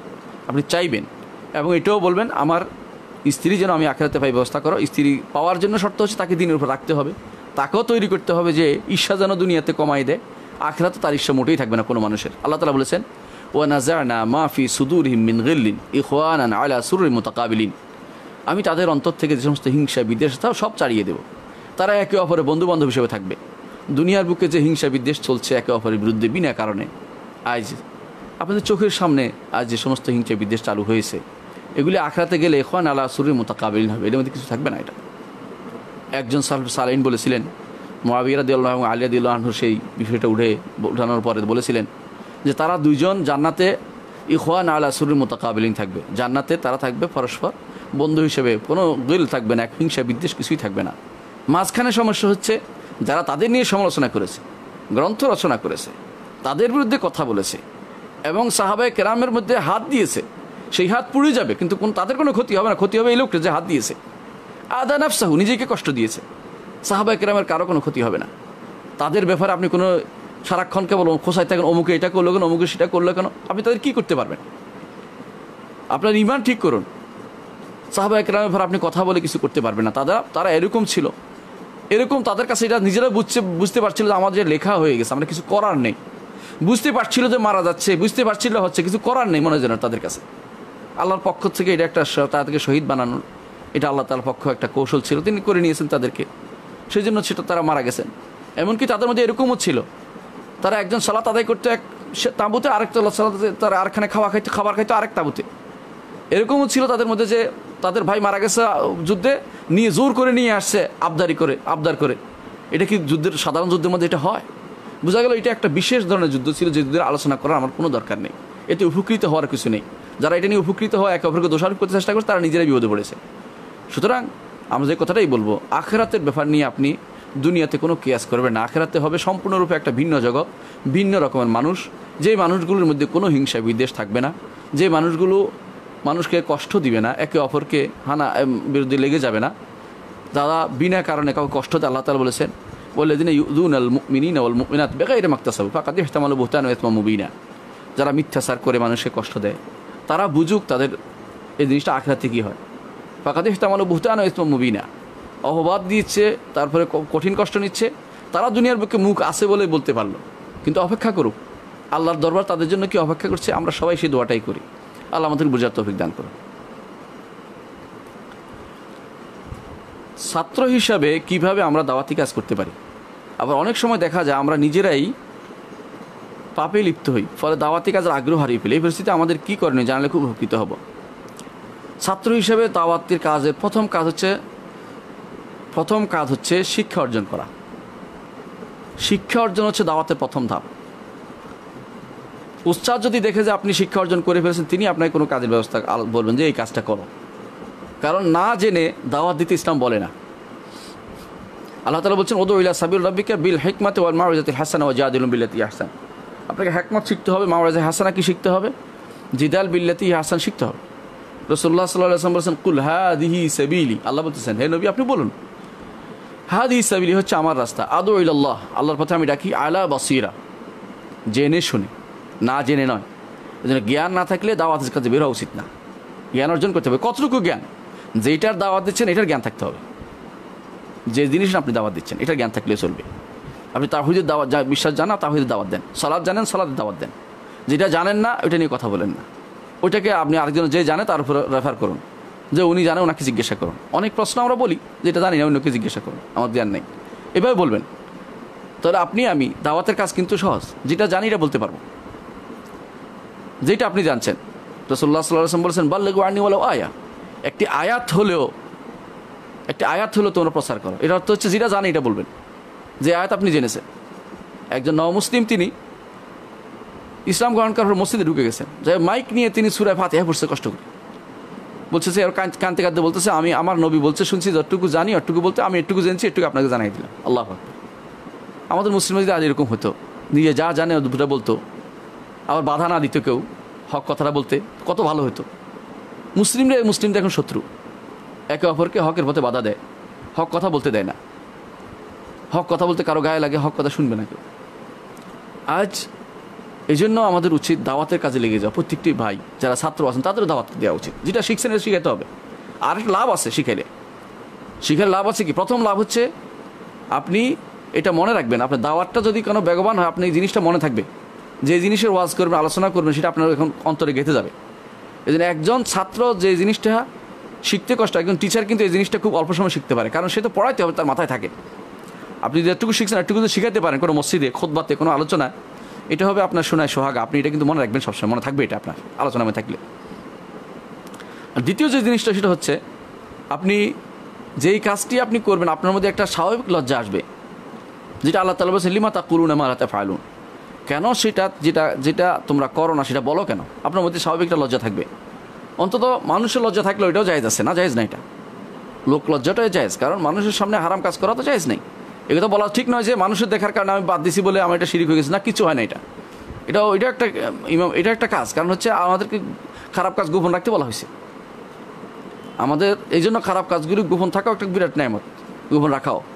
সুতরাং আপনি গুনার কাজ করলেও আপনি দাওয়াত ছেড়ে দিবেন না। দাওয়াত ছেড়ে দিলে গুনাহ আপনার অন্তরে বসে যাবে এবং অন্তরকে আপনার অন্তরের মধ্যে মরিচা পড়ে যাবে, আপনি সেটাকে সাফ করতে পারবেন না। এই জন্য আপনাকে দাওয়াতের কাজে লেগে থাকতে হবে। যতটুকু জানেন অতটুকুই বলবেন, গুনাহ হলেও বলবেন। ওই হাদিসের কাছে এটা না যে ব্যক্তি মানুষকে বলতো নিজে করতেই না, এটা হলো যে ব্যক্তি ছেড়ে দিয়েছে এরপরে শুধু বলতো। কিন্তু আপনি গুনাহ হলেও আবার করবেন, নিজেও করবেন, অন্যকে করতে বলবেন। এটাই তওবা।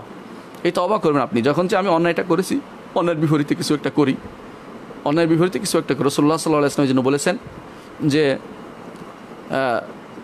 ওয়া আতবি'is সাইয়্যাতাল হাসানাতা তামহুহা, কোনো একটা সাইয়্যা হলে একটা ভালো কিছু দিয়ে কভার দাও, এটার পিছনে একটা ভালো কাজ করো। এটা গুনাহ হয়ে গেছে, এখন একটা ভালো কাজ করেন, তামহুহা, সেই গুনার কাজটাকে মিটিয়ে দেবে ভালো কাজটায়। তাহলে ভালো কাজ দিয়ে গুনাহকে মিটানোর জন্য একটা বুদ্ধি হচ্ছে আপনাকে দাওয়াতের কাজে লাগবেন, যতটুকু পারেন অতটুকু। তবে যেটা দাওয়াত দিবেন জানবেন সেটা বলবেন, যেটা জানবেন না এটা নিয়ে তর্ক করার দরকার নেই। দুর্ভাগ্যের 20 বছর দেখা যায় আজ আমাদের দায়ীরা যারা আছে বেশিরভাগই দিনের মূল জিনিসগুলোও জানে না। আল্লাহ তাওহীদ সম্পর্কে জ্ঞান নেই, রুবুবিয়ত সম্পর্কে জ্ঞান নেই, উলুহিয়ত সম্পর্কে জ্ঞান নেই। তারা দাওয়াতের জন্য খুব ব্যস্ত হয়ে পড়ে, কিসের দাওয়াত দিবে সেটাও জানে না। হয়তো একটা আওয়াজ শুনেছে, আওয়াজের দাওয়াত দিতে বসে গেছে। এটা ঠিক না, আওয়াজের দাওয়াত নয়, ইমানের দাওয়াত দিতে হবে, আমলের দাওয়াত দিতে হবে, হকের দাওয়াত দিতে হবে, সবর করতে হবে, এর বাইরে যাওয়া যাবে না। প্রশ্ন করেছেন, হায়েজ অবস্থায় নর্মাল অজু অবস্থায় অজু ব্যতীত টাচ ফোনে ইনস্টল কোরআন অ্যাপসের আরবি হরফের উপর টাচ করা যাবে? পড়ার ক্ষেত্রে তাজবিদ ক্লাস করার ক্ষেত্রে তো ফোনের উপর হাত টাচ পড়বে, এক্ষেত্রে অনুমতি কি আছে? জি, যেহেতু এটা কোরআন না, আপনি কোরআন পড়তে পারবেন না, তবে টাচ করতে পারবেন। যেহেতু টাচ স্ক্রিনটা বাদ আছে, কোরআন না, এইটা আসলে সরাসরি ধরা হচ্ছে না, উপরে অনেক বাদ। আর এটা কোনো আসলে এটা তো হলো, এটা কোনো ধরা জিনিস না, এটা তো হলো জিনিস, একটা মানে কি বলবো এটাকে, যেটা ভার্চুয়াল জগতের জিনিস। তো ভার্চুয়াল জগতের জিনিসটাকে আপনি এইটার মধ্যে আপনার অজু থাকা বাধ্যতামূলক নয়। অর্থাৎ আপনার হায়েজ অবস্থা আপনি এটা দেখতে পারবেন, হাত দিয়ে ধরতে পারবেন, এটা বুঝতে পারবেন, কিন্তু এটা উচ্চারণ করতে পারবেন না। এটা হচ্ছে বিশেষত মত। যদিও কেউ কেউ বলছে এইভাবে পড়া যাবে, এটা কেউ একটা মত আছে, কিন্তু আমি আমাদের ওস্তাদদের থেকে যেটা শুনি সেটা বলবো। আমাদের শেখ আবদুল্লাহ গুনাইমান বলতেন যে না, পড়া যাবে না, আমরা সেটাকে বলে থাকি, সেই জন্য আমরা এটাকে না পড়ার কথা বলবো, যে না পড়ে আপনি বরং হ্যাঁ টাচ করতে পারেন, যে এটা আসলে কোরআন শরীফ না, এটা অনেকগুলো প্রোগ্রামের সমাহার, এর মধ্যে একটা জিনিস। সুতরাং এইটাকে কোরআনের মর্যাদায় নেওয়া যাবে না। সুতরাং এটাকে আপনি ধরতে পারবেন, কিন্তু এটা পড়তে পারবেন। তাজবিদ ক্লাস হিসেবে আপনি দেখতে পারবেন, এটা আলিফ, এটা বা এটাতে টান হবে, এটা পড়তে পারেন ধরে ধরে, কিন্তু এটা উচ্চারণ করবে, পুরো আয়াত উচ্চারণ করে পড়তে পারবেন না। শব্দ উচ্চারণ করলেও জায়েজ আছে, সমস্যা নেই।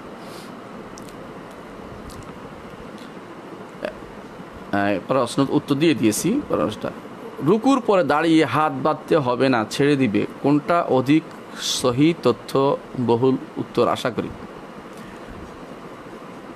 রুকুর পরে দাঁড়িয়ে হাত বাঁধবে কি ছাড়বে না, দুইটা মত আছে। আমাদের শেখ বিন বাজ রাহিমাহুল্লাহ তিনি বলতেন যে হাত বাঁধবে, এবং এটা অনেকটা পরবর্তী আমাদের ওস্তাদের মধ্যে দেখেছি অনেককে এটা করতে, কিন্তু শেখ আলবানী রহমতুল্লাহ আলাই তিনি বলতেন যে হাত বাঁধবে না। আমি ইমাম ইবনে তাইমিয়া রহমতুল্লাহ আলাই একটি নস পেয়েছি যাদের বোঝা যায় যে হাত বাঁধবে না। বলছেন যে এটা হলো সেক্তা, মানে ওয়াকফা খাফিফা, হালকা সময় দাঁড়াচ্ছে। হাত বাঁধার জন্য বোঝা হচ্ছে লম্বা সময় উবুদিয়তে, দাসত্বের জন্যই হাতটা বাঁধে, দাসত্ব প্রকাশক। তো এই সময়ে তো হাত বাঁধছে কোনো দলিল দ্বারা সাব্যস্ত হয়েছে, সরাসরি সাব্যস্ত হয়নি।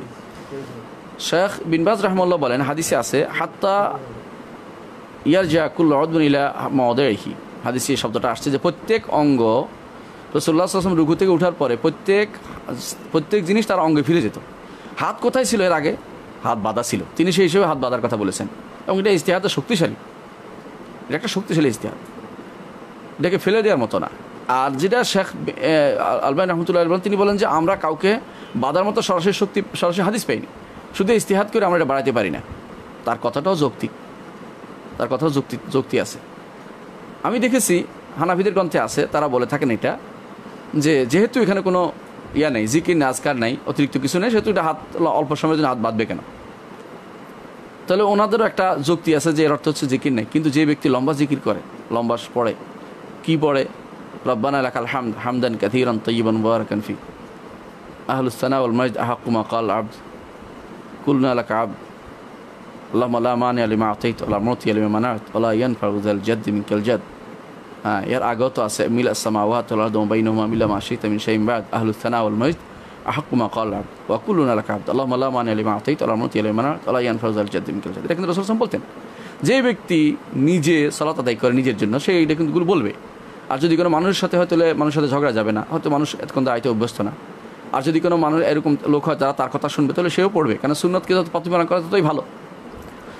তো আমি মনে করি যারা যদি কোনো লম্বা টাইম নিয়ে আজকারগুলি পড়েন তারা বাঁধবেন, যারা লম্বা টাইম আজকার পড়েন না, উঠে চলে আসেন, রুকুতে চলে যান, সিজদায় চলে যান, তারা করবেন না।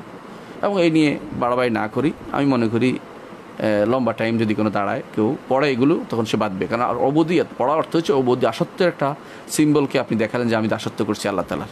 আর যদি কোনো লম্বা টাইম না হয়, স্বল্প সময়ের জন্য রব্বানা লাকাল হামদ শেষ হয়ে গেছে, অথবা হামদান কাসীরান তাইয়িবান মুবারাকান শেষ হয়ে গেছে, তখন আর অল্প সময়ের জন্য বাধার প্রয়োজন নেই। প্রশ্ন করেছেন, একজন আর্থিকভাবে ঋণের বোঝায় পড়ে খুব বিপদে পড়েছে, সে কি এমন কোনো সমর্থন পরিবারের সাথে বিয়ে সম্পর্ক করতে পারে যারা তাকে বিয়ের পর আর্থিকভাবে সাহায্য করে উক্ত সমস্যা থেকে বের করে সাহায্য করবে? এর মাধ্যমে যদি দুটি পরিবারে উপকৃত, তাহলে শরিয়া মোতাবেক হুকুম কী হবে? আসলে যদি কেউ সম্পদের জন্য বিয়ে করে, শরীয়ত কিন্তু এটা হারাম বলে নাই,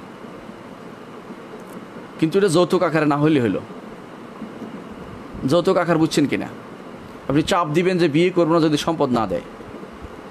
আপনি যদি দেখেন যে এখানে বিয়ে করলে তারা স্ত্রী অনেক সম্পদশালী আছে, সে উপকৃত হব, আমি তার দিয়ে উপকৃত হবো, সেটা জায়েজ আছে, কিন্তু অগ্রিম টাকা নিয়ে নিতে পারবেন না।